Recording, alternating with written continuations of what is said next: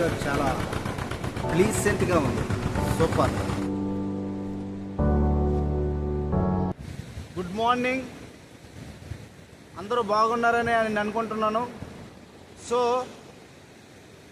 ఇప్పుడు మీకు చెప్పబోయే విషయం ఏంటంటే, ఎలాంటి ప్రకృతి ఆవరణంలో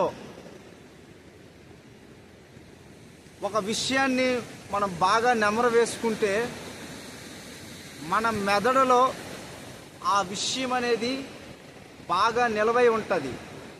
సో మనం మంచి విషయాలను ఇలాంటి ప్రకృతి ఆవరణంలో రిపీటెడ్గా చెప్పుకుంటే ఆ విషయం అనేది మన మెదడులో అనేది బాగా నిలవై ఉండి కొద్దిగా స్పీడప్ రావచ్చు. సో అలాంటి విషయంలో మనం స్క్వేర్స్ ఉన్నాయి. స్క్వేర్స్, మ్యాథ్స్లో స్క్వేర్స్ 11 నుండి 31 వరకు స్క్వేర్స్ చెప్పబోతున్నాను. సో ఈ స్క్వేర్స్ ఏంటంటే మనం రిపీటెడ్గా ఖాళీ సమయంలో రిపీటెడ్ చేసుకుంటే ఇలాంటి ప్రకృతి ఆవరణంలో బాగా మన మెదడులో ఏంటంటే నిలవై ఉండి మ్యాథ్స్ చేసేటప్పుడు మనకు కొద్దిగా స్పీడప్ రావచ్చు. స్పీడప్ వస్తుంది, ఖచ్చితంగా వస్తుంది.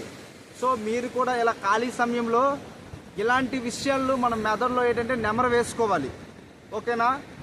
So 11 square 121, 12 square 144, 13 square 169, 14 square 196, 15 square 225, 16 square 256, 17 square 289, 18 square 324, 19 square 361, 20 square 400, 21 square 441, 22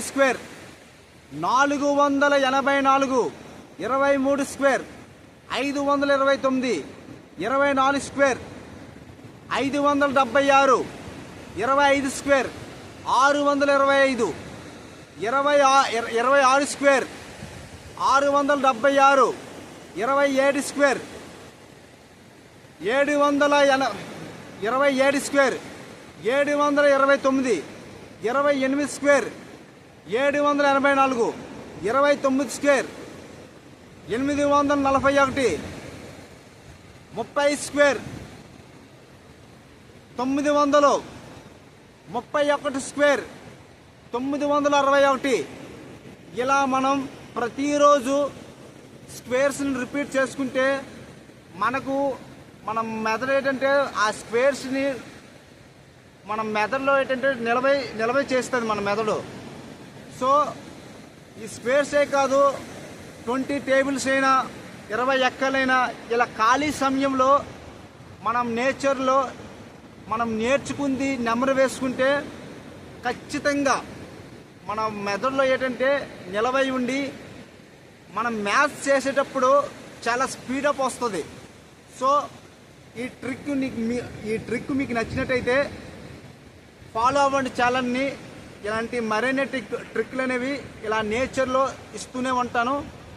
so అందరూ హ్యాపీగా ఉండండి. Be happy. Okay, bye.